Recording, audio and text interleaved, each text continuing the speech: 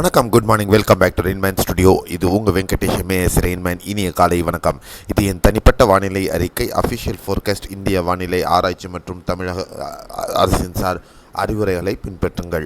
இன்றைய வானிலை நிகழ்வு பார்க்கறதுக்கு முன்னாடி இந்த சேனலை நீங்கள் சப்ஸ்கிரைப் பண்ணலன்னா சப்ஸ்கிரைப் பண்ணிவிட்டு ஆல் நோட்டிஃபிகேஷன் பெல்லைக்கான் தொட்டு எனேபிள் பண்ணிக்கோங்க.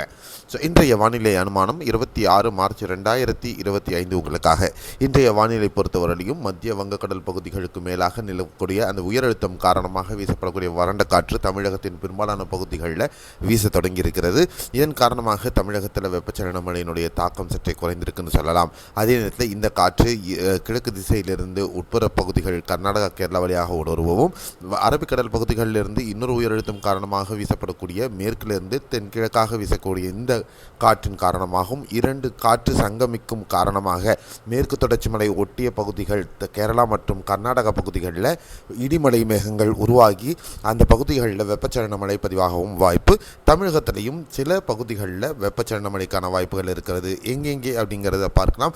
அடுத்த 24 மணி நேரத்திற்கு தமிழகத்தை பொறுத்தவரையிலும் ராமநாதபுரம், தூத்துக்குடி, திருநெல்வேலி, கன்னியாகுமரி, தேனி, கோவை மாவட்டங்கள் சில பகுதிகளில் மேகமூட்டத்துடன் சில பகுதிகளில் லேசான அல்லது மிதமான மழை மாலை இரவு நேரங்களில் இருப்பதற்கு வாய்ப்புகள் இருக்கும். தமிழகத்தில் வால்பாறை மற்றும் நீலகிரி மாவட்டத்தில் இன்று மிதமானது முதல் கனமழைக்கான வாய்ப்புகள் இருக்கலாம். மற்ற ஏனைய பகுதிகளில் ஒரு வறண்ட வானிலையும் வெப்பநிலையின் தாக்கமும் அதிகம் இருப்பதற்கான சாத்தியக்கூறுகள் இருக்கின்றன. அதே நேரத்தில் கேரளாவில் பொறுத்தவரையும் பத்தனம்திட்டா, அல்லப்பி, கோட்டயம், இடுக்கி, எர்ணாகுளம், மலப்புரம், வயநாடு ஆகிய பகுதிகளில் இடியுடன் கூடிய கனமழைக்கான வாய்ப்புகள் இருக்கின்றன.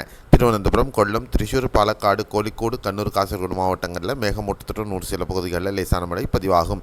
கர்நாடகா பொறுத்தவரையிலும் பெங்களூரு, சாமராஜநகர் பகுதிகளில் லேசான மழை ஒரு சில பகுதிகளிலையும், சிக்மகளூரு, தக்ஷிண கன்னடா, கொடகு, தார்வாத், உத்தர கன்னடா, ஷிமோகா மற்றும் உடுப்பி, பெங்களூரு ஆகிய இந்த பகுதிகளில் இடியுடன் கூடிய கனமழை பதிவாகிறதுக்கான வாய்ப்புகள் இருக்கும் என்று எதிர்பார்க்கலாம்.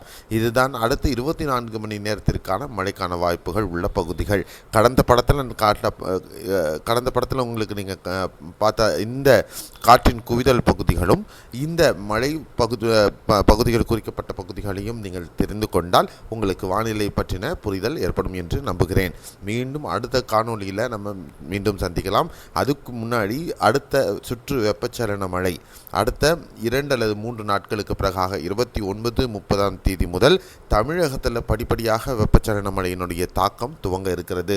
மேலும் இந்த மழை ஏப்ரல் 7 அல்லது 10 வரையிலும் நீடிப்பதற்கான சாத்தியக்கூறுகளும் இருக்கும். இதற்கிடையில் வெப்பநிலையின் தாக்கம் அதிகம், அதாவது 2 முதல் 3 டிகிரி வரை உயர்ந்து வட தமிழகம் மற்றும் உட்புற பகுதிகள், குறிப்பாக தமிழக கடலோர பகுதிகள், பெரும்பாலான பகுதிகள், டெல்டா, வட தமிழகத்தின் பெரும்பாலான பகுதிகளில் இயல்பை விட 2 அல்லது 3 டிகிரிகள் உயர்ந்து காணப்படுவதற்கான வாய்ப்புகளும் இருக்கும், சென்னை உட்பட அப்படின்னு எதிர்பார்க்கலாம்.